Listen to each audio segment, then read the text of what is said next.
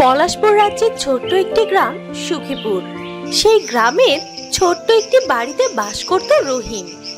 রহিমের স্ত্রী রাবেয়াকে নিয়ে বেশ সুখে কাটছিল তাদের দিন। বউ, তুমি কত ভালো, আমার কত খেয়াল রাখো, কত যত্ন করো তুমি। তোমাকে পেয়ে আমি সত্যি ধন্য। এ আমার কর্তব্য, আর তাছাড়া তুমিও তো অনেক ভালো, এজন্যই তো সবসময় তুমিও আমাকে আগলে রাখো।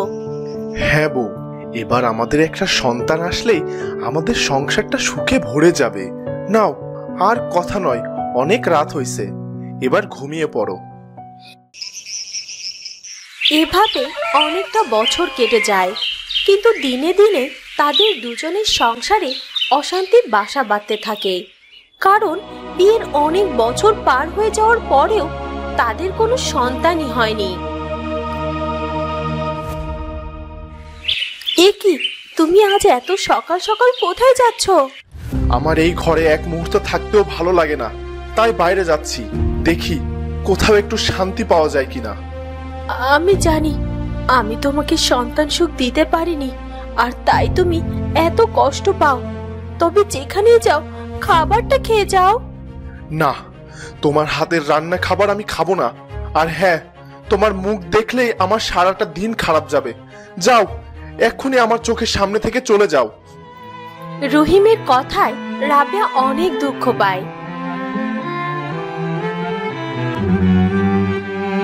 আর কাঁদতে কাঁদতে নিজের ঘরে চলে যায়।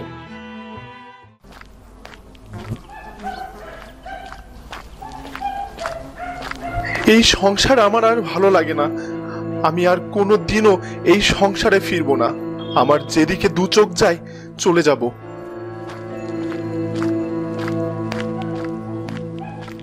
আজও আমার জন্য এই সংসারে থাকতে চায় না, এমনকি আমার মুখও দেখতে চায় না ও। বিয়ের এত বছর পরও আমি ওকে একটা সন্তান দিতে পারিনি। আসলেই তো আমারই তো দোষ। আমি যদি আজ ওনাকে একটা সন্তান দিতে পারতাম, তাহলে তো উনি এত কষ্ট পেত না।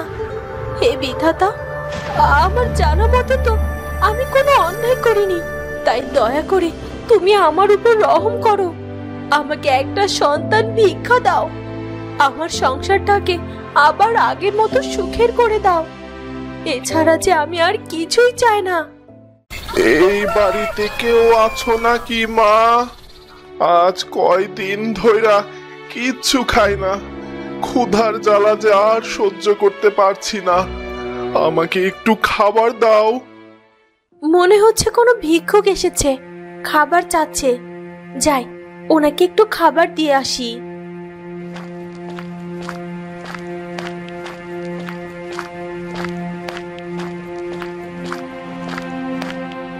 এই নিন বাবা, খাবারটা খেয়ে নিন। আমার জন্য খাবার এনেছিস মা? দে, আমাকে খাবার দে। অনেক দিন হলো আমি এত খাবার একসাথে চোখেও দেখিনি। দে মা, দে। এরপর রাবেয়া ভিক্ষুককে খাবার দেয়, আর ভিক্ষুকটি মন ভরে সেই খাবার খায়। বাবা, আমি আপনাকে আরো একটু খাবার এনে দেই? না না মা, তুই আমাকে যে খাবার দিয়েছিস তাতে আমার পেট ভরে গেছে রে মা। তুই খুব ভালো মা, তোর মঙ্গল হবে। তুই তোর স্বামী সন্তান নিয়ে সুখে থাকবি মা। ভিক্ষুকের দোয়া শুনে রাবেয়ার চোখ থেকে জল গড়িয়ে এলো। এ কি মা, তুই কাঁদছিস কেন? আমার কথায় তুই কি কষ্ট পেয়েছিস মা? না না বাবা, কষ্ট পাবো কেন? এমনিতেই চোখে কিছু একটা পড়লো মনে হলো, তাই আর কি চোখ থেকে জল বেরিয়ে পড়েছে। মারে, তুই আমার কাছে তোর কষ্ট লুকাতে পারবি না। আমি সব জানি রে মা, তোর কিসের এত কষ্ট। যদি তাই জেনে থাকেন, তাহলে কেন কেন বললেন যে আমি আমার স্বামী সন্তান নিয়ে যেন সুখে থাকি? আমার তো কোনো সন্তানই নেই, আর তাছাড়া আমার স্বামীও আমার মুখ দেখতে চায় না। মারে, তুই একদম ভাবিস না। আমি যখন তোকে দোয়া দিয়েছি যে তুই স্বামী সন্তান নিয়ে সুখে থাকবি, তবে তাই হবে রে মা। তুই এক কন্যা সন্তানের জননী হবি, আর তোর স্বামী তোর ঘরে ফিরে আসবে। কি বলছেন কি? সত্যি বলছেন বাবা? আমার কন্যা হবে? হ্যাঁ মা। এ কথা বলেই সেই ভিক্ষুক এক দরবেশের রূপ ধারণ করে। ওদিকে রহিম একা একা পথে হাঁটতে থাকে। আমি কি কাজটা ঠিক করলাম? আমি আমার স্ত্রীকে দিনের পর দিন কষ্ট দিয়েই যাচ্ছি। আমার সন্তান না হওয়ার পেছনে কি শুধু আমার স্ত্রী একাই দায়ী? না না, এর জন্য তো আমিও দায়ী। আর আমার স্ত্রী, সে তো আমার কথার উপরে একটা কথাও বলে না। আমার করা সব অত্যাচার মুখ বুজে সহ্য করে। না না, আমি তাকে আর কষ্ট দেব না। আমার সন্তান না হয় ওকে আর দায়ী করব না। এক্ষুনি এক্ষুনি আমি বাড়িতে ফিরে যাব আর আমার স্ত্রীর কাছে গিয়ে ক্ষমা চাইবো। এ কথা বলে রহিম নিজের বাড়ির দিকে রওনা দেয়। এ কি বাবা, এ আপনার কি রূপ? তুই ঠিকই দেখেছিস মা, আমি একজন দরবেশ। আর তোর কষ্ট দেখে আমি যে না এসে থাকতে পারলাম না মা। কি বলছেন কি বাবা? হ্যাঁ রে মা, আমি ঠিকই বলছি। আর তোর ঘরে যে কন্যা জন্ম নেবে সে কোনো সাধারণ কন্যা হবে না, তার মধ্যে অসাধারণ শক্তি থাকবে। সে সবার উপকারে নিজেকে বিলিয়ে দিতে প্রস্তুত থাকবে। এ কথা বলেই দরবেশ বাবা জাদু করে একটি গোলাপ ফুল হাজির করে। এই নে মা, এই গোলাপটা রাখ। দরবেশ বাবা, এই গোলাপ আমাকে কেন দিচ্ছেন? আজ থেকে 3 দিন রোজ সকালে খালি পেটে এই গোলাপ ভেজানো পানি পান করবি, আর তারপরেই তুই সন্তান সম্ভবা হবি। আর হ্যাঁ, যতদিন না তুই সন্তান সম্ভবা হচ্ছিস ততদিন তুই এই কথা কাউকে বলবি না। এই বলে দরবেশ সেখান থেকে উধাও হয়ে যায়। দরবেশ বাবা, দরবেশ বাবা, দরবেশ বাবা, কোথায় চলে গেলেন আপনি? দেখা দিন, দেখা দিন দরবেশ বাবা। এ কি হলো? দরবেশ বাবা কোথায় চলে গেল? তখনই রহিম বাড়িতে ফিরে আসে। এ কি বউ, তুমি কাকে খুঁজছো? দরবেশ বাবা তো আমাকে এই সব কিছু কাউকে বলতে না করেছে। না না, আমি কাউকেই খুঁজছি না। তুমি এসেছো? হ্যাঁ বউ, আমি এসেছি। আর আমি এটা বুঝতে পেরেছি যে আমি তোমার উপর অনেক অন্যায় করেছি। বউ, আমার ভুল হয়ে গেছে, আমাকে তুমি ক্ষমা করে দাও। আমি আর কখনো তোমাকে কষ্ট দিয়ে কথা বলবো না।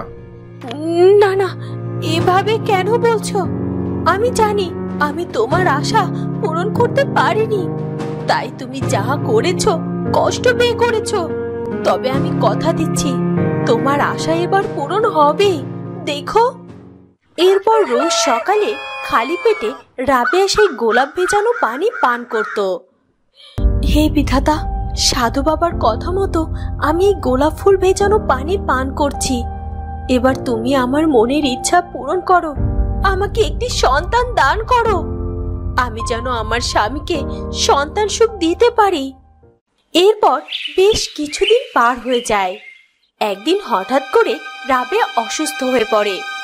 হেকিম সাহেব, কি হয়েছে আমার স্ত্রীর? আমার স্ত্রীর এখনো কেন জ্ঞান ফিরছে না? ওর আবার খারাপ কিছু হয়ে যাবে না তো?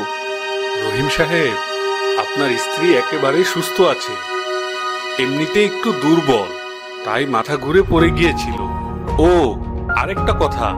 কি কথা হেকিম সাহেব, বলুন। আপনার স্ত্রী যে সন্তান সম্ভবা, আপনি যে বাবা হতে চলেছেন। কি কি বলছেন? কি আমি বাবা হতে চলেছি? মানে আমার এতদিনের আশা পূরণ হতে চলেছে? আমি যে আজ অনেক খুশি হয়েছি। রহিম বাবা হতে চলেছে শুনে অনেক খুশি হয়, আর রাবেয়াকে কোনো কাজই করতে দেয় না। তার সব কাজ রহিম নিজের হাতেই করে আর সব সময় তার যত্ন করতে থাকে। এভাবে কেটে যায় বেশ কয়েক মাস। নাও, খাবারটা খেয়ে নাও। এখন তোমাকে অনেক বেশি বেশি খাবার খেতে হবে। অনেক তো খেলাম, আর খেতে ইচ্ছে করছে না তো। না বললে তো শুনবো না, খেতেই হবে। আজকাল তুমি ঠিক মতো খাবারও খেতে চাও না। ঠিক আছে, আমার কাছে দাও, আমি খেয়ে নিচ্ছি, আর তুমিও খেয়ে নাও। সারাটা দিন বাইরে বাইরে কাজ করে এসে আবার সংসারের সব কাজ করো, আমাকে কিছুই করতে দাও না। তোমার কি কষ্ট হয় না? কষ্ট হয়তো, কিন্তু আমি যদি এই কষ্ট না করি তাহলে তো তোমার শরীরে আরো কষ্ট হবে, আর তাতে যে আমার সন্তানের ক্ষতি হতে পারে। আর আমি যেদিন সন্তানের মুখ দেখতে পাবো সেদিন আমার সব কষ্ট দূর হয়ে যাবে। এখন নাও তো, খেয়ে নাও। এরপর রাবেয়ার কোল আলো করে আসে এক কন্যা সন্তান। রহিম, শুনেছো রহিম, তোমার কন্যা সন্তান হয়েছে। সত্যি বলছেন দাইমা? আমি এক্ষুনি আমার কন্যার মুখখানা দেখবো? না না, এ কি করছি আমি? আমার কন্যার মুখ আমি এভাবে খালি হাতে কি করে দেখবো? আমি এক্ষুনি হাটে যাব আর শেকরার দোকান থেকে আমার কন্যার জন্য একটা সোনার হার নিয়ে আসবো, আর আমার কন্যাকে সেই সোনার হার উপহার দিয়ে তারপর তার মুখখানা দেখবো। এই বলে রহিম হাটের দিকে রওনা দেয়। রহিম হাটে গিয়ে শেকরার দোকান থেকে একটি সোনার হার ক্রয় করে। এবার আমি আমার মেয়ের মুখখানা দেখবো। আমার এত দিনের আশা আজ পূরণ হয়েছে। এই বলে রহিম খুশি মনে সেই সোনার হারটাকে হাতে নিয়ে বাড়ির দিকে রওনা হয়। দেখলি, ওই লোকটা একটা সোনার হার নিয়ে যাচ্ছে। হ্যাঁ রে, হারটা তো বেশ দামি। আজ এই হারটা ওর কাছ থেকে নিয়ে নিতে পারলেই আমাদের কয়েকদিন আর চুরি করতে হবে না, বেশ আরামে থাকতে পারবো।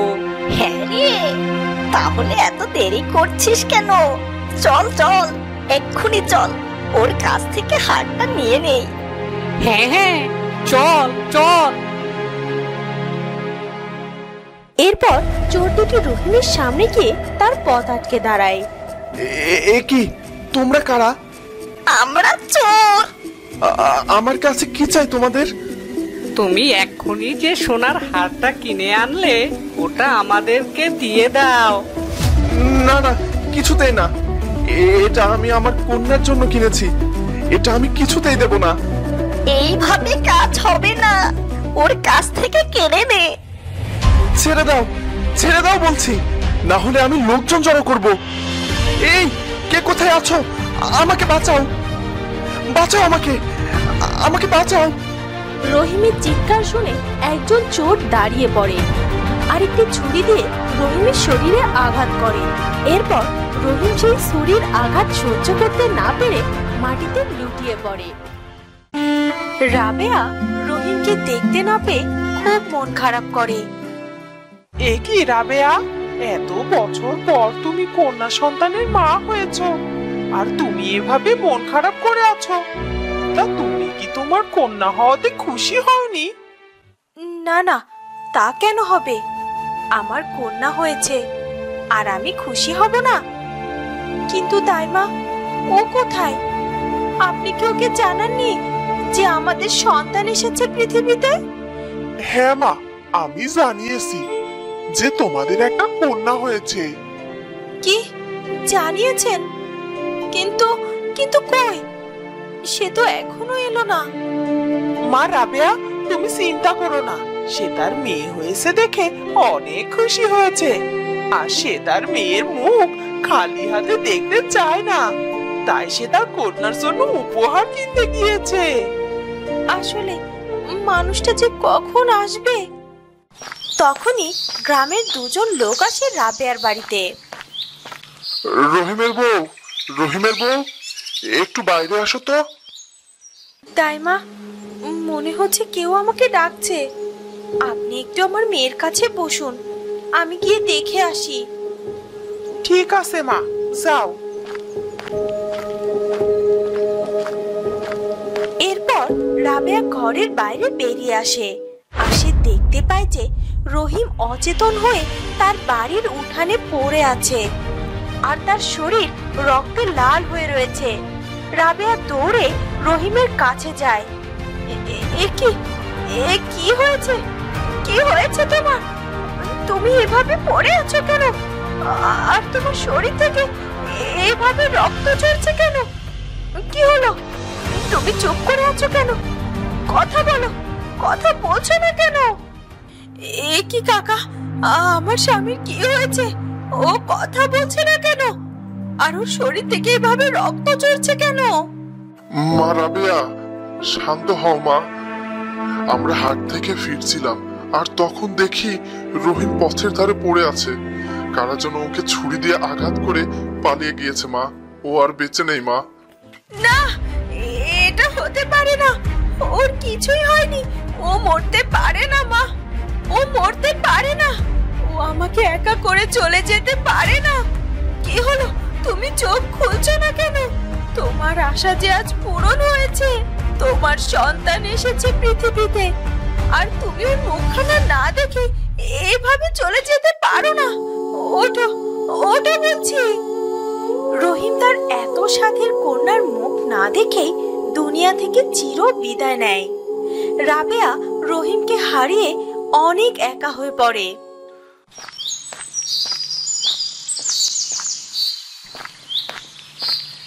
বউ, চলো, এক্ষুনি আমাদেরকে আমাদের বোনের বাড়িতে যেতে হবে। কেন গো?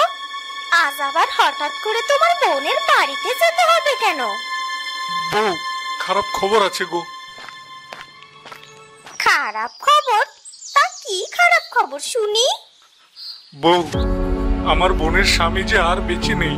ওকে কারা যেন খুন করেছে। আমার বোনটা একদম একা হয়ে গেছে, তাই আমাদেরকে যেতে হবে। ভালোই হয়েছে। ওই রহিম আমাকে একেবারেই সহ্য করতে পারতো না, আর তাই ওই বাড়িতে গিয়ে একটা দিনও থাকতে পারতাম না। এবার গেলে আর আসার নামই নেব না মুখে। আমার এই গরিবের ঘরে থাকতে যে আর ভালো লাগে না। ওখানে বেশ আরামেই থাকতে পারবো। হ্যাঁ হ্যাঁ, ঠিক বলেছো তুমি। আমাদের এখন ওর কাছে থাকতে হবে। আর শুনলাম ওর নাকি একটা কন্যা সন্তানও হয়েছে। চলো চলো চলো। মা শিলা, তাড়াতাড়ি গুছিয়ে রে মা, আমাদেরকে এক্ষুনি বেরোতে হবে। এরপর জাফর তার স্ত্রী আর মেয়ে শিলাকে নিয়ে রওনা দেয় রাবেয়ার বাড়িতে।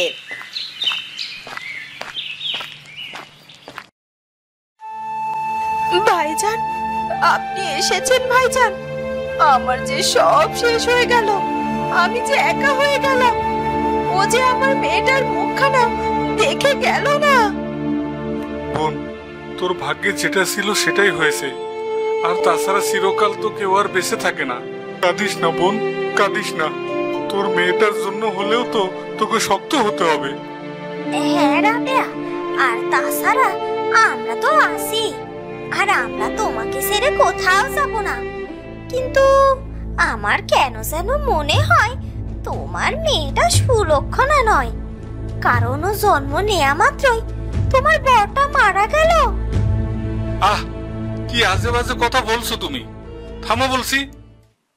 না না, এসব বলো না। ও নিষ্পাপ। ও আমাকে ছেড়ে চলে গেল। এখন আমার কন্যাই আমার একমাত্র ভরসা।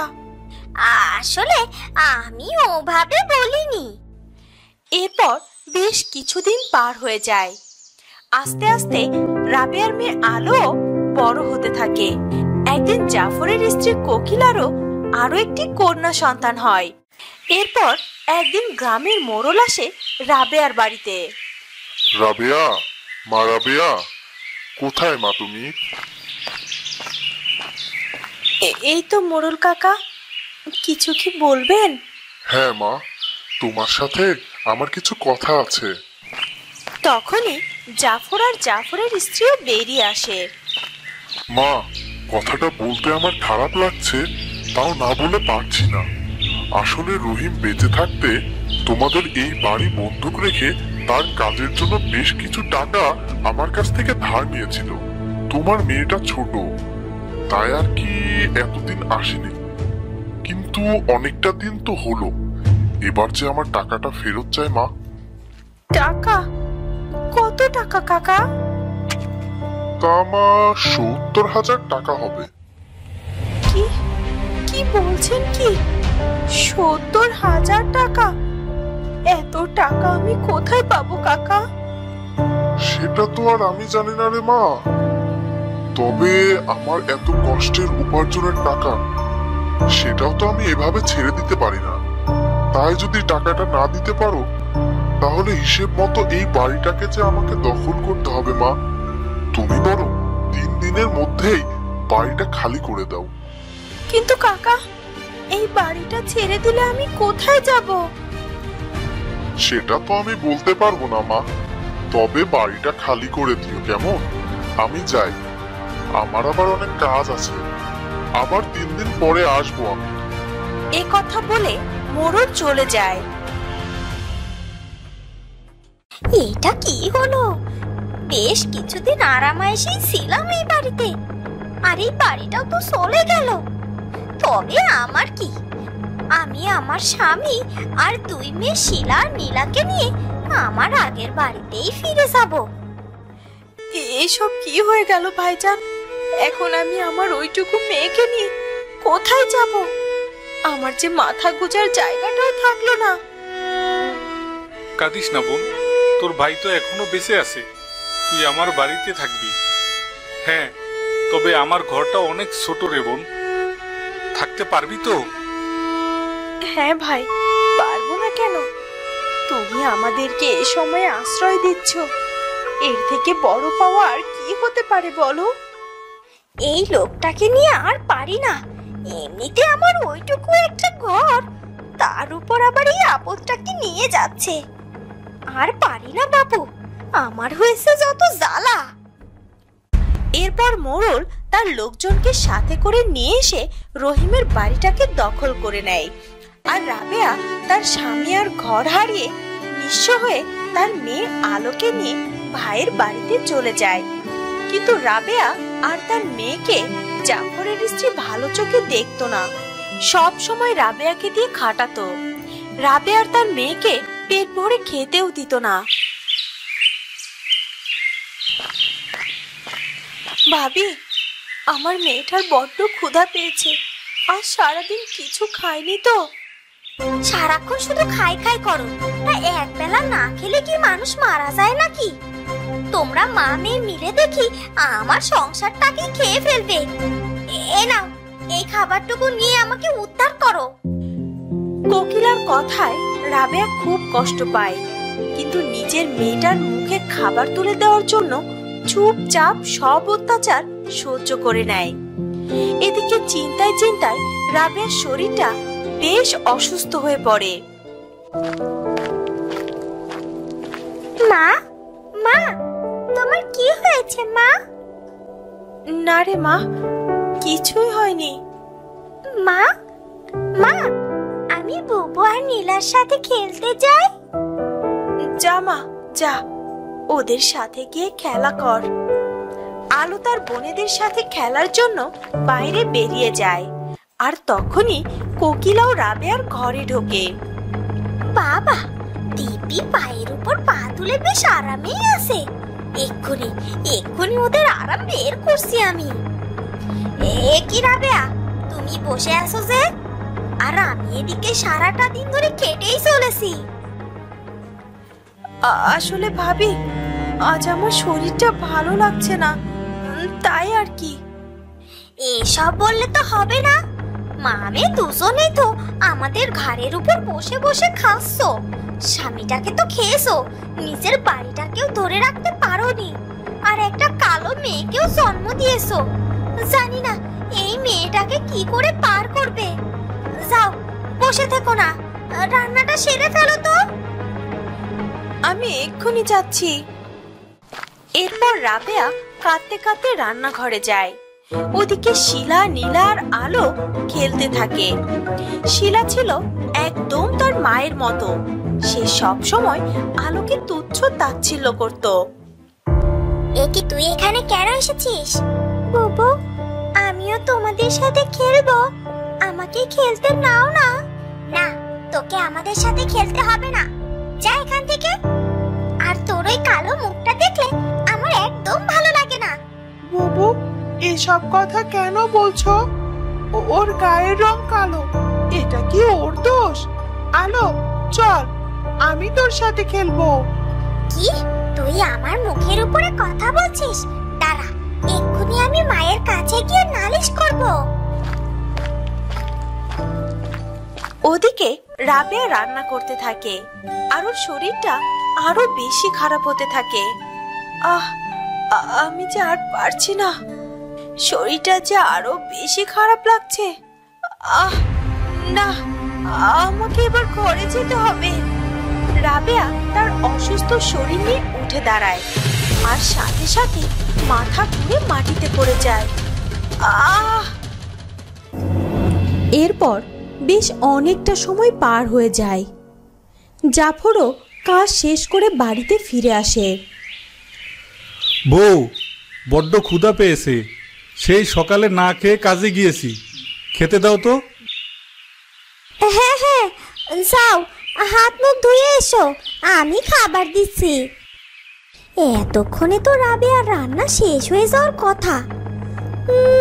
তা মুখ পুরিটা কোথায় গেল? যাই তো দেখে আসি। এই বলে কোকিলা রান্নাঘরে যায় আর সে গিয়ে দেখতে পায় যে রাবেয়া সেখানে অচেতন হয়ে পড়ে আছে। এ কি হলো আবার এই মুখ পুরিটার? রাবেয়া, রাবেয়া, রাবেয়া তো নড়াচড়াই করছে না। এ আবার মরে টরে গেল না তো? দেখি তো। কি সর্বনাশ হয়ে গেছে, এ তো মারা গিয়েছে। শিলার বাবা যদি জানতে পারে যে ওর শরীর খারাপ থাকা সত্ত্বেও ওকে দিয়ে আমি কাজ করিয়েছি, তাহলে তো আমাকে মেরেই ফেলবে। এক্ষুনি আমাকে কিছু একটা নাটক সাজাতে হবে। বলি, কে কোথায় আছো গো? তাড়াতাড়ি এদিকে এসো, সর্বনাশ হয়ে গেছে। রাবেয়া যে কথা বলছে না, কত করে বললাম যে তুমি রান্নাঘরে যেও না, যেও না, তাও তুমি আমার কোনো কথাই শুনলে না। এখন এসব কি হয়ে গেল গো? এ কি, কোকিলা রান্নাঘরে গিয়ে এভাবে চিৎকার করে কাঁদছে কেন? কোনো বিপদ আপদ হলো নাকি? যাই তো, গিয়ে দেখি তো। এই বলে তড়িঘড়ি করে জাফর রান্নাঘরের দিকে যায় আর দেখতে পায় যে সেখানে রাবেয়া অচেতন হয়ে পড়ে আছে। এ কি বোন, কি হয়েছে তোর? কথা বল বোন। বোন, কোকিলা, কি হয়েছে আমার বোনের? ও এভাবে এখানে পড়ে আছে কেন? আমি কিছুই জানি না। আমি ওকে কত করে না করলাম যে আমি থাকতে তুমি কেন কাজ করবে। কে শোনে কার কথা? আমার কোনো কথা না শুনে রান্নাঘরে ছুটে এলো, আর এখন এখানে এসে দেখি এই অবস্থায় পড়ে আছে। কি বলছো কি? বোন, বোন, বোন, কথা বল বোন। জাফর রাবেয়াকে পরীক্ষা করে বুঝতে পারে যে রাবেয়া মারা গেছে। ওদিকে কোকিলার চিৎকার শুনে শিলা, নীলা আর আলো চলে আসে। তারা এসে দেখতে পায় যে রাবেয়াকে বাড়ির উঠানে শুইয়ে রাখা হয়েছে। আলো দৌড়ে তার মায়ের কাছে আসে। এ কি, আমার মাকে এখানে এইভাবে শুইয়ে রাখা কেন হয়েছে? কি হয়েছে আমার মায়ের? মা, ও মা, মা, কথা বলো, কি হয়েছে তোমার? মা আলো, শান্ত হ মা। মারে, তোর মাঝে আর কথা বলবে না। তোর মাঝে আমাদের ছেড়ে চিরকালের মতো চলে গেছে রে মা। না, এটা হতে পারে না। আমার মায়ের কিছু হতেই পারে না। মা, ও মা, মা, তুমি আমাকে এভাবে একা করে চলে যেও না। মা, তুমি ছাড়া যে আমার আর কেউ নেই। মা, মা গো, ও মা, আমার জন্মের আগে বাবা আমাকে ছেড়ে চলে গেছে, আর আজ তুমি আমাকে ছেড়ে চলে গেলে। মা, আমি যে তোমাকে ছাড়া থাকতে পারবো না। কাঁদিস না মা, কাঁদিস না। কে বলেছে তুই একা হয়ে গেছিস? আমি তো আছি মা, তোর কোনো অযত্ন হবে না মা। আলো তার বাবা মা দুজনকে হারিয়ে চিরকালের মতো এতিম হয়ে যায়। এভাবে কেটে যায় বেশ কিছুদিন। দেখো মা, ওই আলো কেমন হাত পা গুটিয়ে বসে আছে। হ্যাঁ হ্যাঁ, আমার হয়েছে যত জ্বালা। ওর মাটা মরে মেয়েটাকে আমার ঘাড়ের উপর ফেলে রেখে গেছে। একে এখন সারা জীবন আমাদেরকে টেনে নিয়ে যেতে হবে। মা, ও মা, শুধু শুধু টানবে কেন? ওকে দিয়ে আমাদের সংসারের সব কাজটা তো করিয়েই নিতে পারো। সেই উপায় কি আমার আর আছে বল মা? তোর বাবা তো আমাকে সাফ সাফ বলে দিয়েছে আলোর যেন আমি একটুও কষ্ট না দেই, তাই তো ওকে দিয়ে কিছুই করাতেও পারি না। আহ মা, বাবা তো আর সব সময় বাড়িতে থাকে না বলো। বাবা যখন না থাকবে তখন ওকে দিয়ে সব কাজ করিয়ে নেবে। এটা তুই ঠিকই বলেছিস, এই না হলে আমার মেয়ে। কিন্তু ও যদি তোর বাবাকে সবকিছু বলে দেয়? কিছুই বলবে না মা, ও যা নেকা। আর বললে বলুক, বাকিটা আমি দেখে নেব। এই বলে কোকিলা ঘরের ভেতরে যায় আর অনেকগুলো কাপড় নিয়ে এসে আলোর কাছে দেয়। যা তো আলো, এই কাপড়গুলো পুকুর থেকে কেসে নিয়ে আয়। আলো, চল চল আমরা খেলতে যাই। না, আলো খেলতে যাবে না। যা আলো, কাপড়গুলো কেসে নিয়ে আয় তো। মা, আলো কি এত কাপড় একা কাচতে পারবে? আলো চল, আমিও তোর সাথে হাতে হাতে কাপড়গুলো কেচে দেব, তারপর একসাথে খেলতে যাব। এই মেয়েটাকে নিয়ে আর পারি না, একদম বাপের মতোই হয়েছে। আলোর জন্য যেন ওর দরদ একেবারে উতলে উঠছে। আর না না নীলা, তোর পড়াশোনা আছে, যা গিয়ে পড়তে বস। কিন্তু মা, আমি তো একটু আগেই পড়া শেষ করলাম। ওরে আমার বিদ্যে ধরে পড়া শেষ করে ফেলেছে, যা আবার গিয়ে পড়তে বস। মায়ের বকুনি শুনে নীলা ঘরে চলে যায়। আর তুই এখনো দাঁড়িয়ে আছিস কেন? আমার কথা কি তোর কানে যায়নি? আমি এক্ষুনি যাচ্ছি মামি। আলো কোকিলার কথা মতো কাপড়গুলো নিয়ে পুকুর পাড়ে যায়।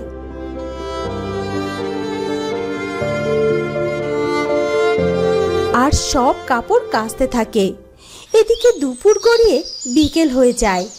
আলোর মামা বাড়িতে ফিরে আসে। সে বাড়িতে ফিরে সবাইকে দেখতে পায়, কিন্তু সে আলোকে কোথাও দেখতে পায় না। সবাই তো দেখছি এখানেই আসো, তা আলো কোথায়? ওকে তো দেখতে পাচ্ছি না।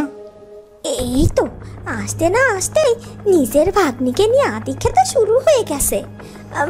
বলি, এই মাত্র তো ঘরে ফিরলে, একটু বিশ্রাম করো, আর আলো এক্ষুনি চলে আসবে। কি বলছো কি? এখন সন্ধ্যা হয়ে গেছে, এখনো মেয়েটা ঘরে ফিরলো না, আর তুমি আমাকে বলছো বিশ্রাম নিতে? বাপমা মরা মেয়েটা, ওর দিকে একটু খেয়াল রাখতে হবে। যাই দেখি কোথায় গেল মেয়েটা। দেখলি তো শিলা, এখন কি হবে? বাবা যদি জানতে পারে যে আমরা আলোকে দিয়ে কাপড় কাচতে পাঠিয়েছি, তাহলে তো বিপদ হয়ে যাবে। ওদিকে আলোর কাপড় কাচা শেষ হয়। যা, এই কাপড় কাচতে কাচতে সন্ধে হয়ে গেল, মামি আমাকে অনেক রাগ করবে। না না, যাই, আর দেরি করা যাবে না, কাপড়গুলো নিয়ে ফিরে যেতে হবে। এরপর আলো কাপড়গুলো নিয়ে বাড়িতে ফিরে আসে। আলো, এ কি মা, তুই এতক্ষণ কোথায় ছিলি? এ কি মা, তোর হাতে এত কাপড়? ও আচ্ছা, বুঝেছি, তোর মামি তোকে এতগুলো কাপড় ধুইতে পাঠিয়েছিল। তারা দেখছি আমি। কোকিলা, কোকিলা। মামা দাঁড়াও মামা, মামির কোনো দোষ নেই। কি হলো কোকিলা? আমি তোমাকে ডাকছি, শুনতে পাচ্ছ না? কোকিলা আর শিলা তখনই ঘর থেকে বেরিয়ে আসে। কি হয়েছে? কি হয়েছে মানে? তুমি এতটুকু একটা মেয়েকে কাপড় ধুইতে পাঠিয়েছো কেন? না মানে আমি। মামা, তুমি মামিকে কেন বকছো? আমি কখন থেকে বলেই যাচ্ছি, মামির কোনো দোষ নেই। মামি আমাকে কাপড় কাচতে পাঠায়নি, তাও তুমি আমার কোনো কথাই শুনছো না। আমি নিজেই কাপড়গুলো কাচতে গিয়েছিলাম। হ্যাঁ, আলো একদম ঠিক বলেছে। মারে, তুই তো ছোট মানুষ, তুই কি এত কাজ করতে পারিস? এখন তো তোর পড়াশোনার বয়স, তুই এইসব কাজ আর করবি না। কাল থেকে শিলা আর নীলার সাথে তুইও পাঠশালায় যাবি, কেমন? ঠিক আছে মামা। এরপর জাফর সেখান থেকে চলে যায়। বাহ, ভালোই তো নাটক শিখেছিস। মামার কাছে নালিশ দিয়ে আবার ভালো মানুষের অভিনয় করা হচ্ছে। না মামি, আমি মামার কাছে নালিশ করিনি। আমি জানি। যা এখন, রান্নাঘরে একটা রুটি আছে আর তরকারি শেষ হয়ে গেছে, ওটা খেয়ে আমাকে উদ্ধার কর। মানে সেই সকালে একটা রুটি খেয়েছি, সারাদিন আর কিছুই খাওয়া হয়নি। ওই একটা শুকনো রুটি খেয়েছে, আমার ক্ষুধা যাবে না মামি। সারাদিন শুধু খায় খায় খায়। জানিস তো তোর মামা সংসারে একা কাজ করে, তার উপর এতগুলো মানুষ, তা মাঝে মধ্যে একটু কম খাইলে কিছুই হয় না বাপু। মা, ও মা, আমার জন্য যে বাটিতে আরো কিছু মাংস রেখেছো, ওটা যদি ওই আলোটা খেয়ে নেয়। সেটাই তো, দাঁড়া আমি বলে দিচ্ছি। আলো শোন, বাটিতে শিলার জন্য একটু মাংস রাখা আছে, ওটা আবার খেয়ে ফেলিস না কিন্তু। মেয়েটা আমার বড্ড মাংস ভালোবাসে, কাল সকালে ওটা খেয়েও পাঠশালায় যাবে। ঠিক আছে মামি। এরপর আলো সেই একটা শুকনো রুটি খেয়েই ঘুমিয়ে পড়ে। আর এভাবেই সে মামার বাড়িতে বড় হতে থাকে। এরপর কেটে যায় বেশ কিছু বছর। দেখতে দেখতে আলো অনেক বড় হয়ে যায়। মা, মা আমাকে খেতে দাও তো, খুব খিদে পেয়েছে। এই তো মা, একটু আগেই তো খাবার খেলি। মা তুমি জানো না আমি খেতে খুব ভালোবাসি, আর তাছাড়া আমার আবার খিদে লেগেছে। আহারে মেয়েটা আমার খিদেটা একেবারেই সহ্য করতে পারে না, কিন্তু কি আর করবো বল, দুপুরের রান্নাটা যে এখনো হয়নি। আর সেই সকাল থেকেই তো ওই মহারানীর কোনো পাত্তাই পাচ্ছি না। এখন রান্নাটা কে করবে বল তো মা? মা আমি অনেকক্ষণ আগে আলোকে নীলার সাথে পুকুর পাড়ে যেতে দেখেছিলাম। এই তো হয়েছে, পুকুর পাড়ে গেছে মানে আর সারাটা দিন ওই পুকুর থেকে আর ফিরবেই না। গোসলের নাম করে কাজে ফাঁকি দেওয়ার বাহানা। দাঁড়া আজ দেখাচ্ছি মজা। হ্যাঁ মা, আজ আচ্ছা করে দিও ওকে, ও সব সময় কাজে ফাঁকি দেয়। কোকিলা রাগান্বিত হয়ে পুকুরের দিকে রওনা দেয়। আচ্ছা আলো, মা তোকে কষ্ট দেয়, সারাক্ষণ গালমন্দ করে, তুই এসব সহ্য করে যাস কেন? নীলা, আমার জন্মের পরই বাবা মারা গেছে, আর সেই ছোটবেলায় মাও মারা গেছে। তখন থেকেই তো মামা মামির কাছেই আছি, তারাই আমাকে খাইয়ে পড়িয়ে বড় করেছে। হ্যাঁ, মামি আমাকে একটু বকাবকি করে, কিন্তু তারপরও তো সে আমাকে আশ্রয় দিয়েছে, তাই না? তাই সে আমাকে একটু বকাবকি তো করতেই পারে, তাছাড়া এমনি এমনি বকে নাকি? হয়তো আমার কাজেও কিছু একটা ভুল থাকে। আলো তুই কত ভালো রে, সবকিছু কেমন স্বাভাবিকভাবে মেনে নিস। অবশ্য আমার সাথে যদি কেউ সারাক্ষণ এরকম করতো, আমি কিন্তু সহ্য করতাম না। হ্যাঁ, হয়েছে হয়েছে, তোকে আর কিছু করতে হতো না। সেই কখন গোসলে এসেছি, অনেক দেরি হয়ে গেছে। বাড়িতে ফিরে আবার রান্না করতে হবে। আবার রান্না করবি? সত্যি তুই পারিসও বটে, তবে অনেকটা সময় ধরে আমার গোসল করতে বেশ ভালোই লাগে। ওদিকে পলাশপুর রাজ্যে খুশির বাজনা বাজতে থাকে, কারণ রাজা রানীর একমাত্র পুত্র সূর্যের 21 বছর পূর্ণ হয়েছে। আর তাই রাজবাড়িতে বিশাল অনুষ্ঠানের আয়োজনও করা হয়েছে। রানী, রানী, কোথায় গেলে রানী? এই তো মহারাজ, ডাকছেন কেন? রানী, সব প্রজাদের ঠিকমতো খাবার খাওয়ানো হয়েছে তো? হ্যাঁ মহারাজ, যারা যারা এসেছিল সবাইকে পেট পুড়ে খাওয়ানো হয়েছে। যাক, ভালো হয়েছে। যাই হোক, তা আমার সুপুত্র, এই রাজ্যের একমাত্র উত্তরাধিকার সূর্য কোথায়? আজ তার জন্মদিন, আর আজকে কি আপনি ওকে ধরে রাখতে পারবেন? ও আজ সকাল সকাল প্রহরীদেরকে সাথে নিয়ে শিকারে বেরিয়েছে। হ্যাঁ হ্যাঁ, ছেলেটা একদম আমার মতোই হয়েছে। শিকার করতে আমারও যে বড্ড ভালো লাগে। হ্যাঁ হ্যাঁ, কিন্তু আমার যে বড্ড ভয় হয়। জঙ্গলে কত হিংস্র পশু পাখি রয়েছে, যদি আমার পুত্রের কোনো ক্ষতি হয়ে যায়। রানী, আমার পুত্র কি কোনো সাধারণ রাজপুত্র নাকি? আমার পুত্র হলো বীর যোদ্ধা আর শক্তিশালী। আমার পুত্র ওই হিংস্র পশু পাখিকে ঠিক ঘায়েল করে ফেলবে। তা সূর্য কখন ফিরবে কিছু বলে গেছে? বলেছে আজ তাড়াতাড়ি ফিরে আসবে। মহারাজ, রানীমা, রাজকুমার শিকার শেষ করে ফিরেছেন। এই তো আমার সুযোগ্য পুত্র চলে এসেছে। বাবা, শিকার কেমন করলে? আব্বা হুজুর, আম্মি যান, আজ আমার জন্মদিন, তাই আজ আর কোনো পশু পাখির প্রাণ নেয়নি, শুধু একটু ভ্রমণ করেই ফিরে এসেছি। ভালো করেছিস বাবা, চল খাবার খেতে চল। তোর আব্বা হুজুর তোর জন্য না খেয়ে বসে আছে। হ্যাঁ মা, আমারও বড্ড ক্ষুধা পেয়েছে।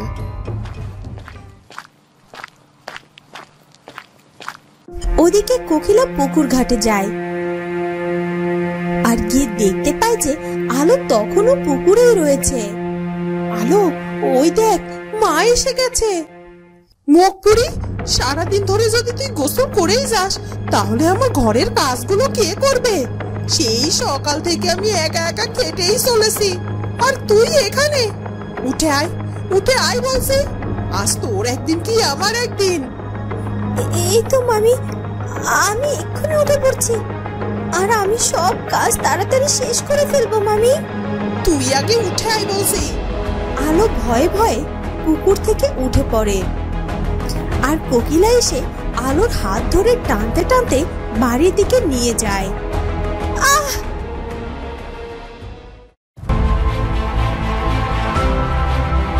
মুখপুরি, আমার ঘাড়ের উপর বসে বসে খাবি আর আমার কথা মতো চলবি না? সারা দিন ধরে কাজে ফাঁকি দিয়ে পুকুর পাড়ে গিয়ে পড়ে আসিস।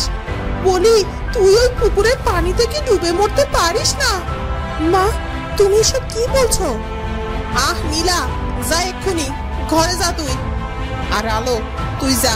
আর সারাদিন যত কাজ আছে সব তোকে একা একাই করতে হবে। আর হ্যাঁ, আজ তোর কিন্তু খাওয়া টাওয়া বন্ধ, আর এটাই তোর শাস্তি। ঠিক আছে মামি, আমি এক্ষুনি যাচ্ছি।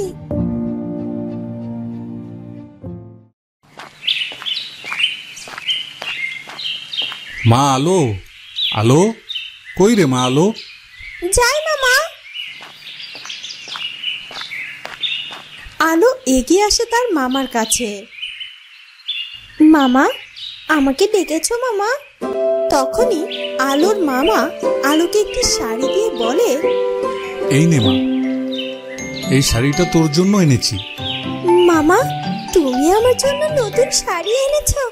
কিন্তু মামা, এই শাড়িটা কিনতে গিয়ে তো তোমার অনেক খরচা পড়ে গেল। না রে মা, তোকে তো তেমন কিছু দিতে পারি না। কাল দেখলাম তোর পরনের শাড়িটা ছেঁড়া, তাই তোর জন্য এই শাড়িটা নিয়ে আসলাম। ওদিকে এই সব কিছুই শিলা আর কোকিলা দূর থেকে দাঁড়িয়ে দাঁড়িয়ে দেখছিল। দেখেছো না, বাবা আলোর জন্য নতুন শাড়ি কিনে এনেছে, আমার জন্য কিছুই আনেনি। তাই তো দেখছি, তলে তলে ভাগ্নির জন্য শাড়ি আনা হয়েছে। মা, দেখেছো ওই শাড়িটা কি সুন্দর আর লাল রঙের। আর তুমি তো জানো ওই লাল রংটা আমার কত পছন্দের। ওই শাড়িটা কিন্তু আমার চাই। একটু ধৈর্য ধর মা, ওই শাড়িটা তোরই হবে। মা আলো, আজ থেকে এই ছেঁড়া শাড়িটা তুই পরবি না, কেমন? এই নতুন শাড়িটা পরবি। আচ্ছা মামা। ঠিক আছে রে মা, আমাকে এখন আবার কাজে যেতে হবে। যাই রে মা। আচ্ছা মামা।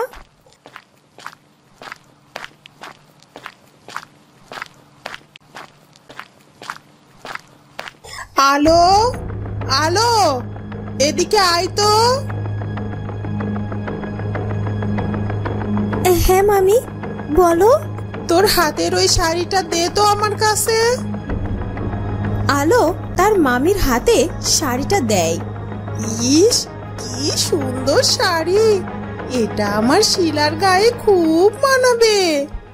কিন্তু মামি, আমার পরনের শাড়িটা ছিঁড়ে গিয়েছে, আর সেজন্যই মামা আমার জন্য এই নতুন শাড়িটা নিয়ে এসেছে। আচ্ছা আলো, তুই বল, এই শাড়িটা অনেক সুন্দর না? হ্যাঁ মামি, আর আমার শিলাও তো দেখতে খুব সুন্দর। হ্যাঁ মামি। তাহলে তুই বল, এই শাড়িটা আমার শিলাকেই বেশি মানাবে, তাই না? আর তাছাড়া তোর যা রূপের সিঁড়ি, তাতে এই শাড়িটা তোকে একদম মানাবে না। কিন্তু মামি, আমার এই শাড়িটা যে ছিঁড়ে গিয়েছে। তাতে কি হয়েছে? আমার শিলার তো কত পুরন শাড়ি রয়েছে, ওখান থেকে একটা নিয়ে নিস। চল মা শিলা, ঘরে চল। কোকিলা আলোর শাড়িটা কেড়ে নিয়ে চলে যায়, আর আলোর অনেক মন খারাপ হয়ে যায়।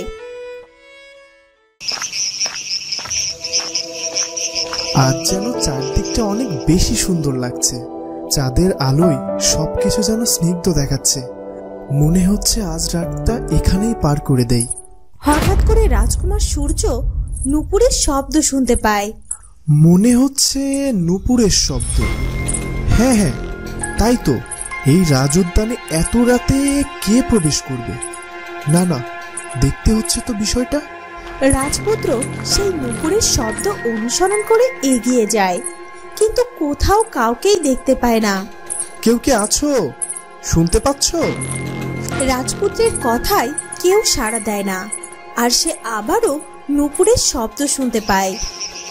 রাজপুত্র আবারও সেই নুপুরের শব্দকে অনুসরণ করে এগোতে থাকে, আর অনেকটা খোঁজাখুঁজি করে, কিন্তু কাউকেই সে কোথাও দেখতে পায় না। না না, কেউ তো নেই এই রাজবাগানে। মনে হচ্ছে এটা আমার মনের ভুল। অনেকটা রাত হয়েছে আর ঘুম ঘুমও পাচ্ছে। যাই, ঘুমিয়ে পড়ি।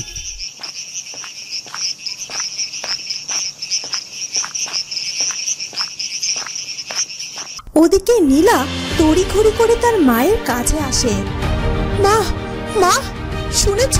সর্বনাশ হয়ে গেছে। পাশের বাড়িতে আগুন লেগেছে, কেউ সেই আগুন নেভাতে পারছে না। আগুনের যে অবস্থা, তাতে করে মনে হচ্ছে এই গ্রাম শহর পুরো ছাই হয়ে যাবে। আর আলো ওই বাড়িতে গিয়েছে। মা, কি বলছিস কি তুই?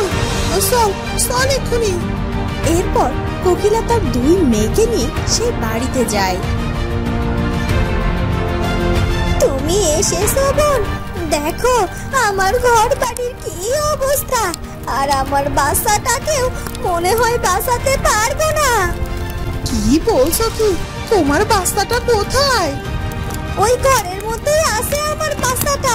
তোমাদের আলো ওকে বাঁচানোর জন্য ওই ঘরের ভেতরেই গিয়েছে। বেশ কিছুক্ষণ পার হয়ে গেছে, এখনো ওরা দুজনে কেউই বের হয়নি। বাবা, এই তো মেঘ না চাইতেই বৃষ্টি। ওই আলো ওই আগুনে চাপ দিয়েছে। আগুনের যে তীব্রতা দেখছি, তাতে মনে হচ্ছে এতক্ষণে আলো ওই ঘরের মধ্যেই পুড়ে ছাই হয়ে গেছে। এবার মনে হচ্ছে আপদটা আমার ঘাট থেকে নামলো। এরপর বেশ কিছুক্ষণ পার হয়ে যায়, কিন্তু আলো সেই বাচ্চাটিকে নিয়ে সেই ঘর থেকে বেরিয়ে আসে না। ওদিকে আগুনের তীব্রতা আরো বাড়তে থাকে। রাজপুত্র মনমরা হয়ে বসে বসে ভাবতে থাকে। কাল রাতের ওই নুপুরের শব্দটা যেন আমি ভুলতেই পারছি না। অত রাতে কোনো মেয়ে কিভাবে রাজ উদ্যানেই বা প্রবেশ করতে পারে? আর আমি নিশ্চিত যে ওই দিন কোনো মেয়ের নুপুরের শব্দই আমি শুনেছি। আর আমার মনে হচ্ছে এখনো আমি ওই নুপুরের শব্দ শুনতে পাচ্ছি। রাজপুত্র কিছুতেই নিজের মনটাকে স্থির করতে পারছিল না। বারবার সে শুধু সেই রাতের কথাই ভেবে যাচ্ছিল। মা, মা, অনেকটা সময় তো পার হয়ে গেল, তাও তো আলো এখনো ওই ঘর থেকে বেরিয়ে এলো না। এই মেয়ের দেখি আলোর জন্য দরদ উতলে পড়ছে। তখনই কোকিলা জাফরকে দেখতে পায়। এ কি, শিলার বাবাও দেখছি এদিকে আসছে, কিন্তু সেইবার কি করবে? ভাগ্নিটাকে তো আর ফিরে পাবে না। আমি বরং একটু নাটক শুরু করি। এ কি বলছো কি তুমি? আমার আলোয় আগুনে ঝাঁপ দিয়েছে। এ আমার কি সর্বনাশ হয়ে গেল গো! আমার আলোর এখন কি হবে? মা আলো রে, তুই কেন কেন এমন কাজ করতে গেলি রে মা? তোকে ছাড়া এখন আমি কি করে থাকবো? তুই আমাদেরকে ছেড়ে কেন চলে গেলি মা? কোকিলা, শুনলাম আমার আলো নাকি ওনার বাচ্চাকে বাঁচানোর জন্য এই আগুনে ঝাঁপ দিয়েছে। হ্যাঁ গো, তবে আর বলছে কি, আমরা আমাদের আলোকে চিরকালের মতো হারিয়ে ফেলেছি, আর কোনোদিনও আমরা আমাদের আলোকে ফিরে পাবো না। না না, এটা কি হয়ে গেল? বোন, তুই আমাকে মাফ করে দে বোন, আমি যে তোর মেয়েকে আগলে রাখতে পারলাম না। বাবা কেঁদো না, বাবা কেঁদো না তোমরা। যার যাবার সে তো চলে যাবেই বলো, আর আমাদেরও বেশিক্ষণ এখানে থাকাটা একদম ঠিক হবে না। আগুনের যে তীব্রতা, তাতে করে মনে হচ্ছে কিছুক্ষণের মধ্যে আমরাই আগুনে পুড়ে ছাই হয়ে যাব। তাই বলছি, চলো এক্ষুনি এখান থেকে চলে যাই। বুবু, তুমি এসব কি বলছো? আমরা আলোকে এই বিপদের মুখে ফেলে কি করে স্বার্থপরের মতো এখান থেকে চলে যেতে পারি? নীলা, তোর কি মনে হয় আলো এখনো বেঁচে আছে? দেখছিস না কিভাবে দাও দাও করে আগুন জ্বলছে? ওই আগুনে পুড়ে আমাদের আলো একেবারে ছাই হয়ে গেছে। হ্যাঁ রে মা নীলা, সত্যি সত্যি আমাদের আলো যে আর নেই মা। হ্যাঁ মা, তাই বলছি এখানে থেকে আমাদেরও বিপদে পড়ে লাভ নেই। চলো চলো আমরা বাড়িতে ফিরে যাই। এরপর কোকিলা, জাফর, শিলা আর নীলা বাড়ির দিকে রওনা দেয়।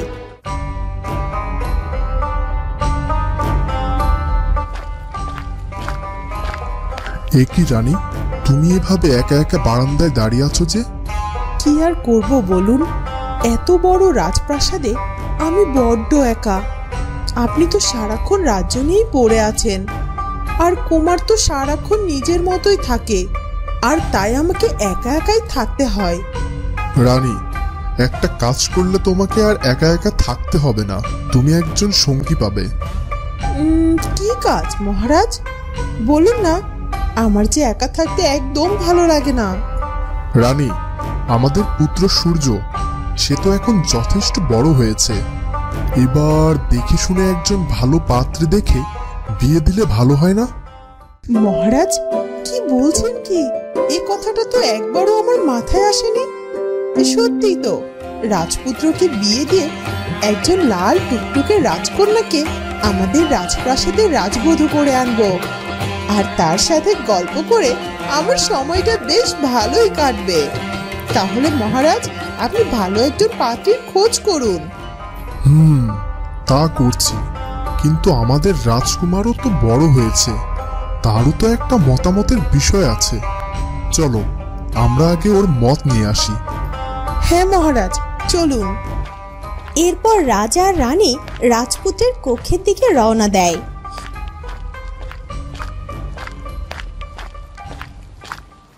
রাজপুত্র তখনও সেই নূপুরের শব্দটার কথা ভেবেই যাচ্ছিল।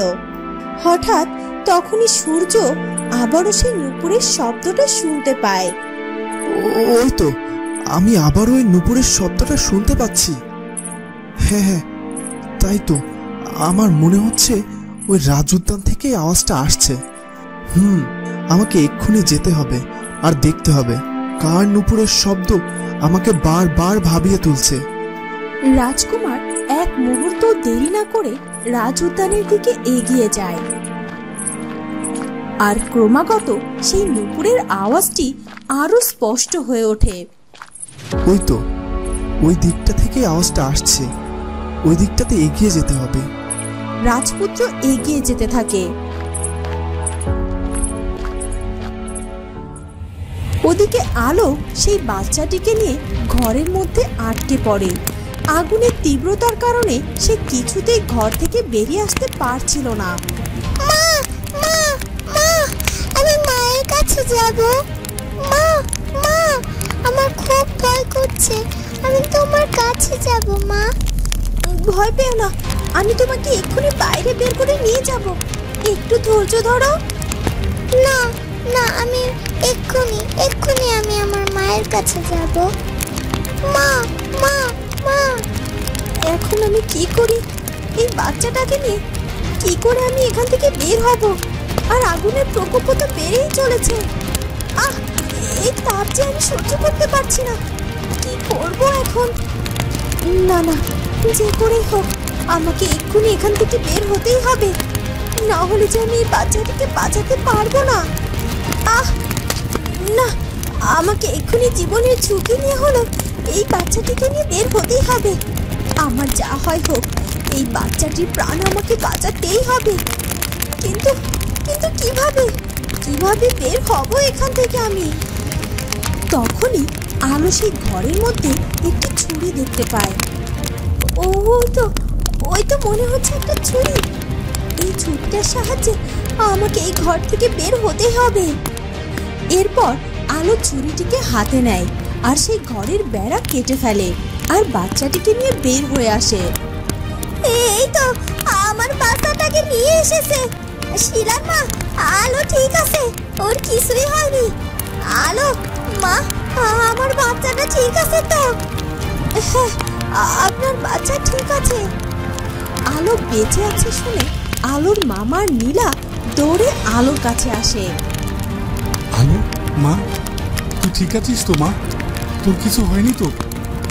হ্যাঁ মামা, আমি ঠিক আছি।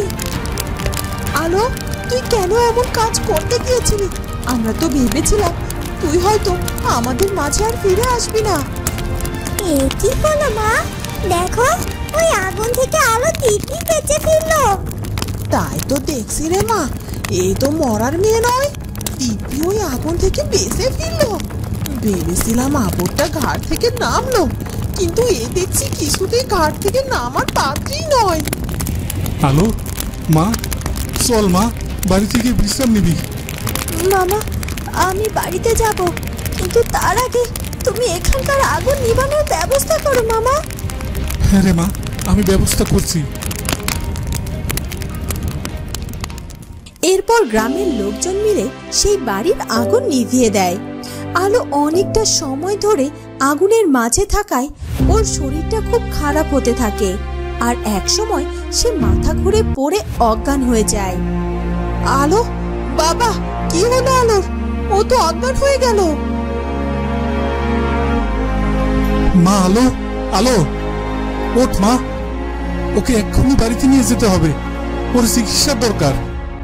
এরপর জাফর আলোকে কোলে নিয়ে বাড়িতে ফিরে যায়। ওদিকে রাজপুত্র এগিয়ে যেতে থাকে আর সে দেখতে পায় যে একটি মেয়ে দূরে দাঁড়িয়ে আছে। মনে হচ্ছে একটা মেয়ে, বুঝতে পেরেছি। ওই মেয়ে তাহলে কাল রাতে আমার উদ্যানে এসেছিল, কিন্তু মেয়েটা তো পেছনে ঘুরে দাঁড়িয়ে আছে। কিছুতেই তো ওই মেয়ের মুখটা দেখা যাচ্ছে না। আমাকে এগিয়ে গিয়ে দেখতে হবে কে ওই মেয়ে।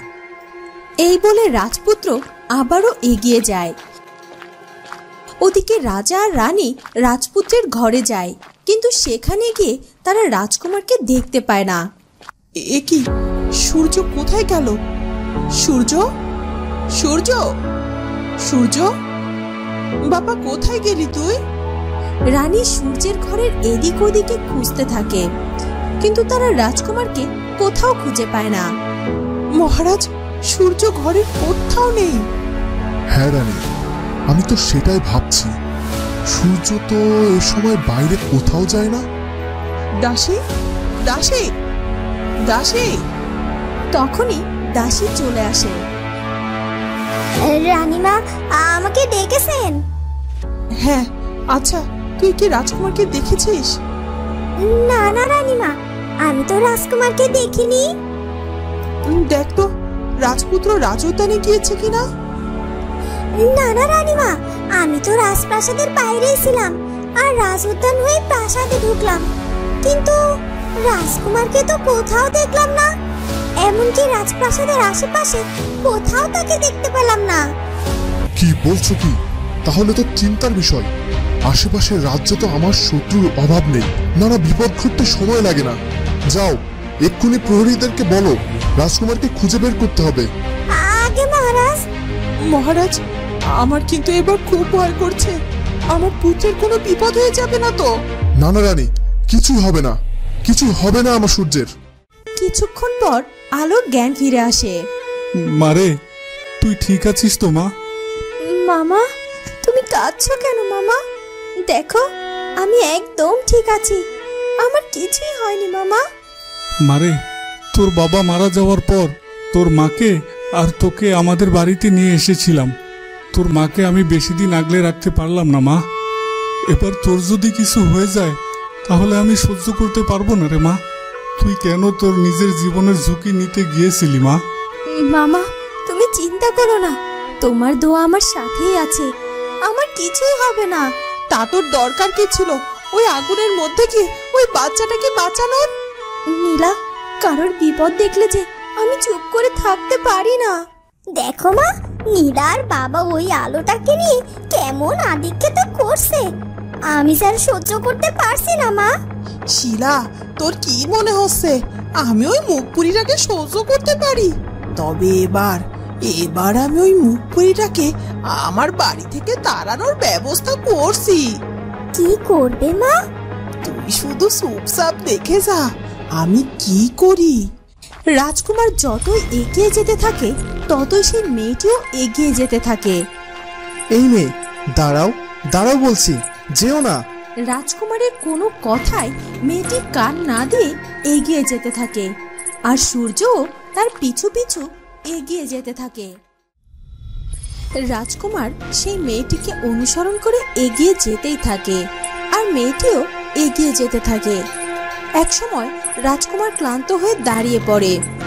এই মেয়ে, দাঁড়াও বলছি, তুমি কেন আমার কথা শুনছো না? আমি তোমাকে আবারও বলছি, দাঁড়াও দাঁড়াও বলছি, তোমার পরিচয়টা আমাকে দিয়ে যাও। মেয়েটি আবারও হাঁটতে শুরু করে। এ কি, মেয়েটি তো হেঁটেই চলেছে, ও কিছুতেই আমার কোনো কথা শুনছে না, কিন্তু আমিও কিছুতেই থামবো না। কে ওই মেয়ে? আমাকে জানতেই হবে। এই বলে রাজপুত্র আবারও সেই মেয়েটির দিকে এগোতে থাকে। বেশ অনেকটা দূরে গিয়ে মেয়েটি কোথায় যেন হারিয়ে যায়। রাজপুত্র অনেক অবাক হয়ে যায় আর দাঁড়িয়ে পড়ে। এটা কি হলো? কোথায় চলে গেল ওই মেয়েটি? এক্ষুনি তো আমার সামনে ছিল, নিশ্চয়ই কোথাও লুকিয়ে গেছে। আমিও রাজকুমার সূর্য, আমার হাত থেকে পালানো এতটা সহজ নয়, ওকে আমি খুঁজে বের করবই। রাজকুমার আবারও এদিক ওদিক খুঁজতে শুরু করে, কিন্তু সে মেয়েটিকে সে কোথাও খুঁজে পায় না। কি হলো? কোথায় তুমি? কোথায় লুকিয়ে আছো? বেরিয়ে এসো, বেরিয়ে এসো আড়াল থেকে। আর আমি বুঝতে পারছি না যে কেন তুমি আমার সাথে এরকমটা করছো। কি চাও তুমি? কি হলো? সাড়া দাও, সাড়া দাও বলছি। দেখো মা, বাবা কেমন আদিক্ষেতা করছে, আমার কিন্তু এখন খুব রাগ হচ্ছে। আর দেখো, ওই আলোটাও কেমন অসুস্থতার ভান করে বিছানায় শুয়ে আছে। দাঁড়া, ওর আরাম করে শুয়ে থাকাটা আমি বের করছি। আগে তোর বাপটাকে এখান থেকে সরাই, তারপর দেখাচ্ছে আলোটার মজা। বলছে শিলার বাবা, আজ তো সারাদিন কাজেই যাওনি, আর এখন তো আমাদের আলো অনেক সুস্থ হয়ে গেছে, তুমি এবার কাজে যেতে পারো। আর আমরা তো আসি, আলোকে নিয়ে তোমার চিন্তা করতে হবে না। হ্যাঁ, আমাকে কাজে যেতে হবে। আচ্ছা মা, তো শরীরটা তো এখন কিছুটা সুস্থ আছে, এবার তাহলে আমি কাজে যাই। তবে আজ তাড়াতাড়ি ফিরে আসবো রে মা, তুই কিন্তু আর সারাদিন বিশ্রাম নিবি। ঠিক আছে মামা, তুমি কাজে যাও, আমি বিশ্রাম নিয়ে নেব। কোকিলা, মেয়েটার শরীরটা অনেক দুর্বল, ওর দিকে আজ একটু খেয়াল রেখো। তুমি চিন্তা করো না, ওর কোনো যত্ন হবে না। ঠিক আছে বউ, তাহলে আমি গেলাম।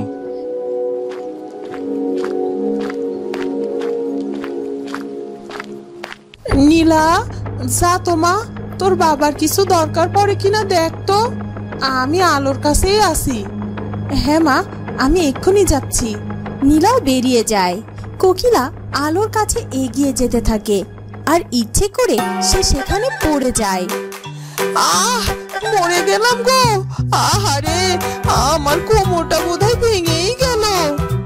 এ কি মা, কি হলো তোমার? এ কি মামি, তুমি কিভাবে পড়ে গেলে? একটু দেখে চলবে তো। আর বলিস না রে মা, আমার যে রাজ্যের কাজ পড়ে আছে, সেই চিন্তায় একটু তাড়াহুড়া করে ফেলেছি। কিন্তু আমার মনে হচ্ছে আমার কোমরটা আজ ভেঙেই গেছে রে মা। এখন এসব কাজ কে করবে? মামি, তুমি এত চিন্তা করছো কেন? আমি তো আছি, আমি তোমার সব কাজ করে দেব। এ সত্যি বলছিস মা? কিন্তু আলো, মা তোর শরীরটা তো ভালো না, তুই কিভাবে এসব কাজ করবি? আর তাছাড়া তোর মামাও তো তোকে বিশ্রাম নিতে বলে গেছে।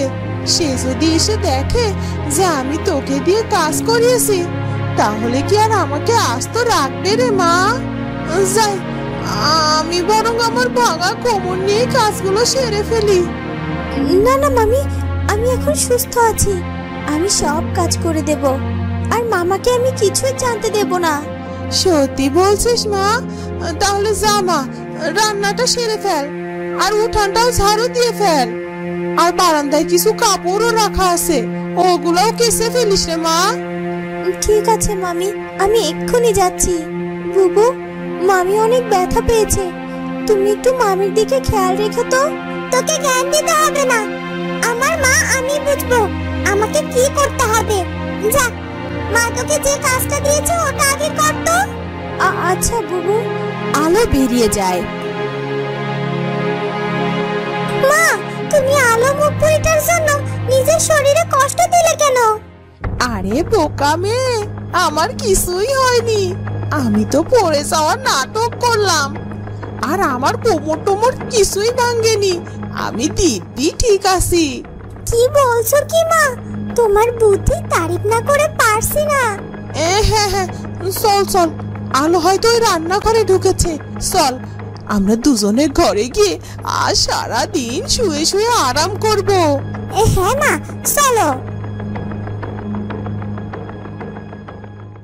ওদিকে রাজপুত্র ফিরে না আসায় রাজা আর রানী অনেক চিন্তায় পড়ে যায়।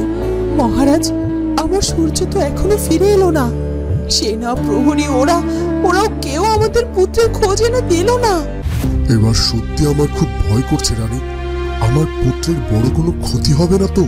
মহারাজ, এভাবে শুধুমাত্র সেনা আর প্রহরীদের উপর আস্থা না করে আপনি নিজেই কিছু একটা করুন, আর আমার পুত্রকে তাড়াতাড়ি খুঁজে আনার ব্যবস্থা করুন। হ্যাঁ, তুমি ঠিক বলেছ, আমি এক্ষুনি রাজসভাকে একটা ব্যবস্থা করছি। রাজা রাজসভার দিকে রওনা দেয়। সাবধান, মহারাজ রাজসভায় প্রবেশ করছেন, সাবধান। কি মহারাজ, আপনাকে এমন চিন্তিত দেখাচ্ছে কেন? রাজকুমারকে খুঁজতে তো সেনা আর প্রহরীরা বের হয়েছে। সেটাই তো চিন্তার বিষয়, কতটা সময় হয়ে গেল, প্রহরীরা এখনো রাজপুত্রকে নিয়ে এলো না। সেনাপতি, আমি আর দেরি করতে চাই না, আমি নিজে বের হতে চাই রাজকুমারকে খুঁজতে, আপনি সবকিছুর ব্যবস্থা করুন। আজ্ঞে মহারাজ। ওদিকে রাজপুত্র সেই রহস্যময় মেয়েটিকে খুঁজে বেড়াতে থাকে। তখনই এক দরবেশ বাবা রাজপুত্রের সামনে হাজির হয়। এ কি? কে কে আপনি? আর আমার সামনে এসেই বা কেন দাঁড়ালেন? আমি একজন সাধারণ দরবেশ। দরবেশ? কিন্তু আমার কাছে কি চান আপনি?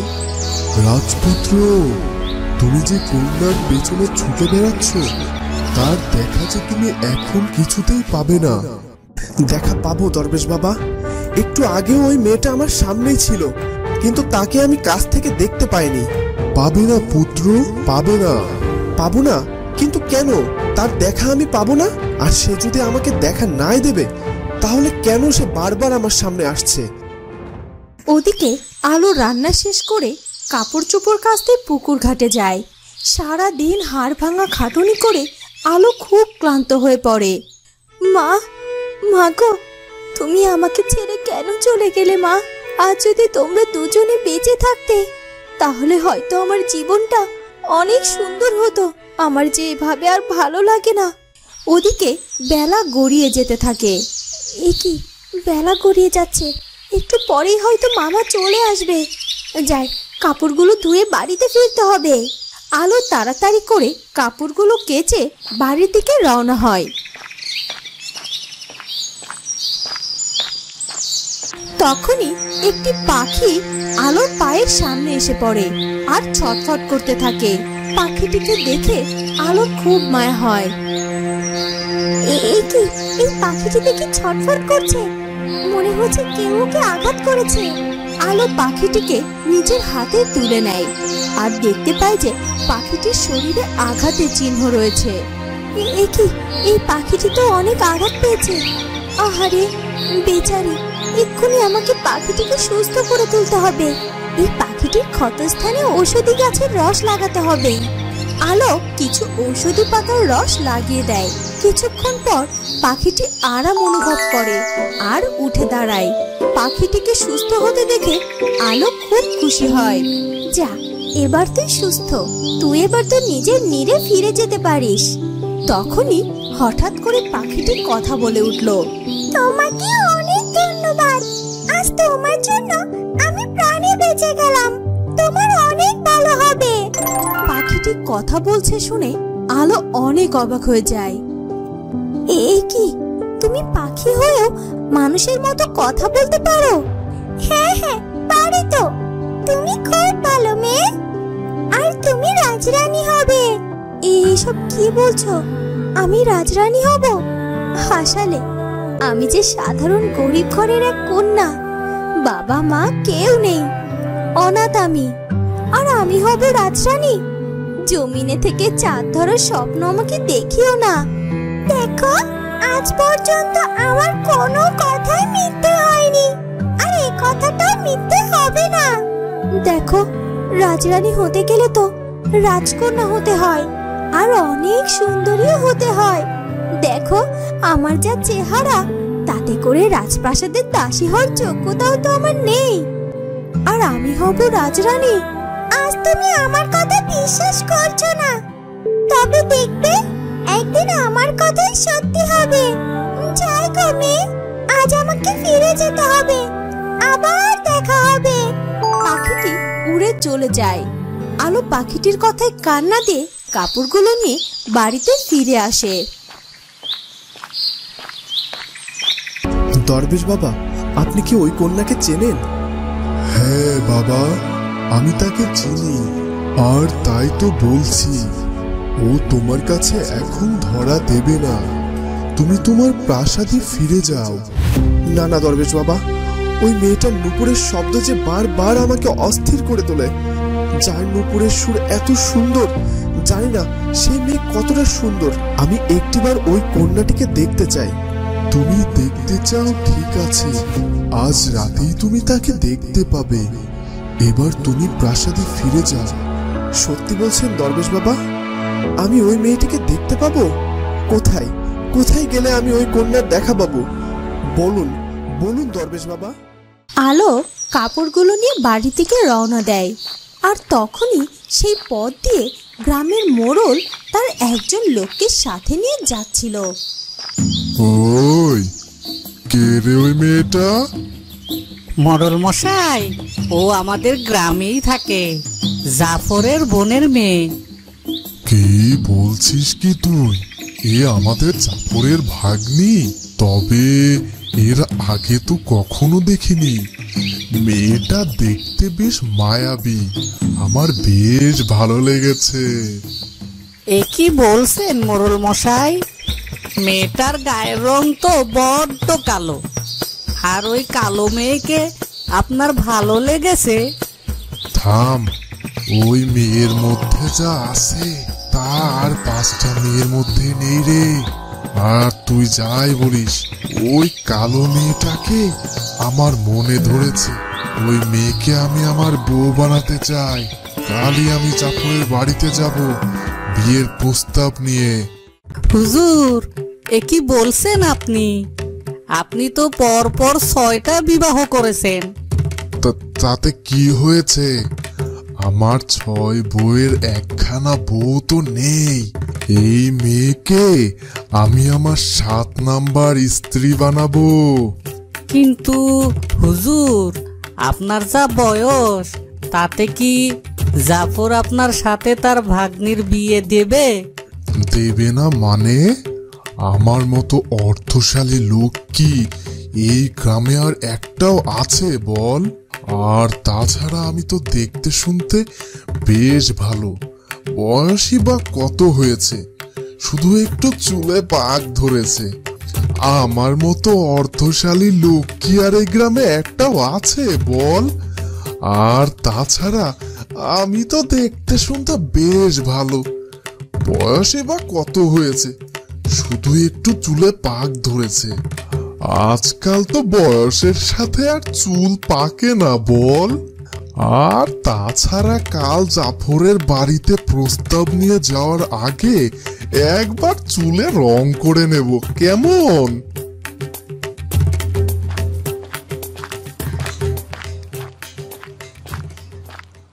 রাজার সেনাপতি কিছু প্রহরীদেরকে নিয়ে রওনা দেওয়ার জন্য প্রস্তুত হয়। রানী, তুমি চিন্তা করো না, আমি নিজে যাচ্ছি রাজকুমারকে খুঁজে আনতে।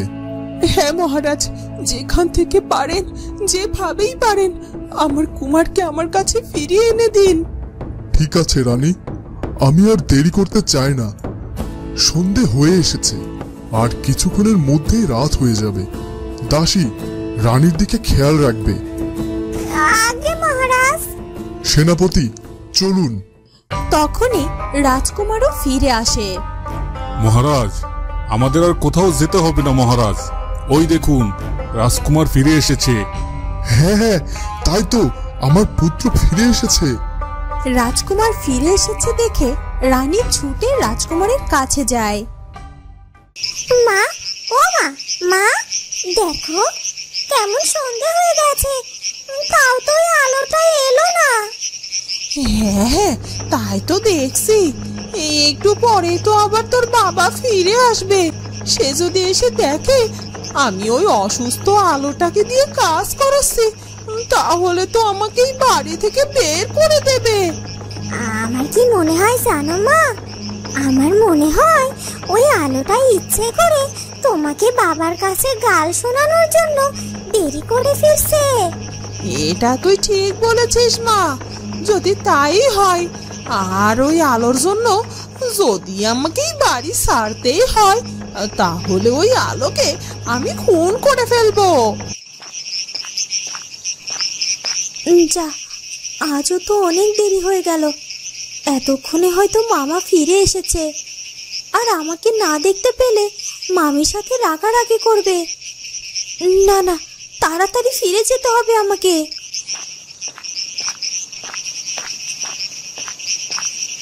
এদিকে আলোর মামাও বাড়িতে ফিরে আসে। এ কি গো, তোমরা মা মেয়ে এই সন্ধেবেলায় উঠানে দাঁড়িয়ে আছো যে? বাবা, আমরা আলোর জন্যই দাঁড়িয়ে আছি। কি আলোর জন্য দাঁড়িয়ে আছিস মানে? এই ভর সন্ধেবেলায় কোথায় গেছে আমার আলো?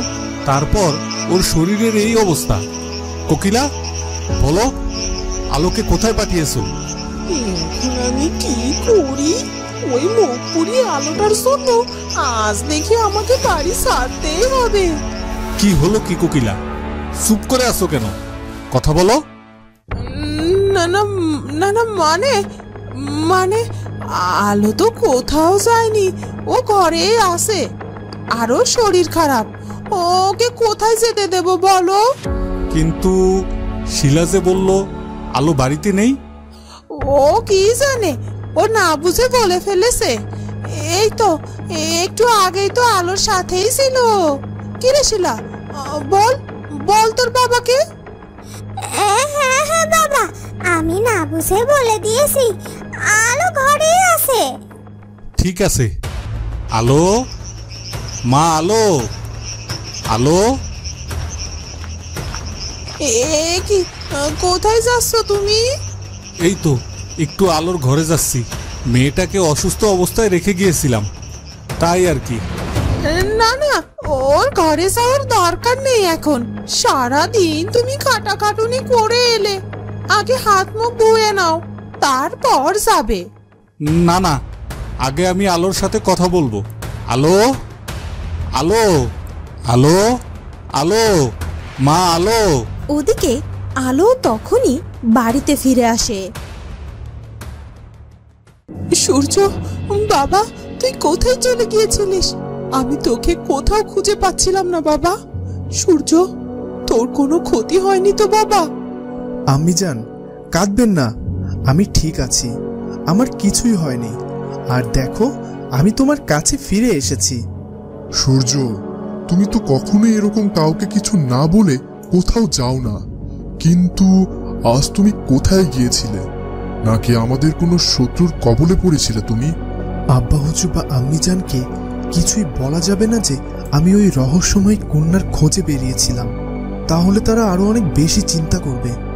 কি হলো সূর্য, চুপ করে আছিস কেন? কথার উত্তর দে।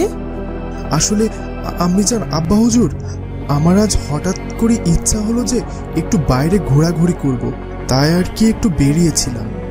না বাবা, এভাবে আর কোনোদিন কোথাও বের হবি না। আমরা অযথাই কত চিন্তা করছিলাম বলতো। ঠিক আছে, এখন ছেলেটাকে নিয়ে প্রাসাদের ভেতরে যাও, ওর বিশ্রামের দরকার আছে।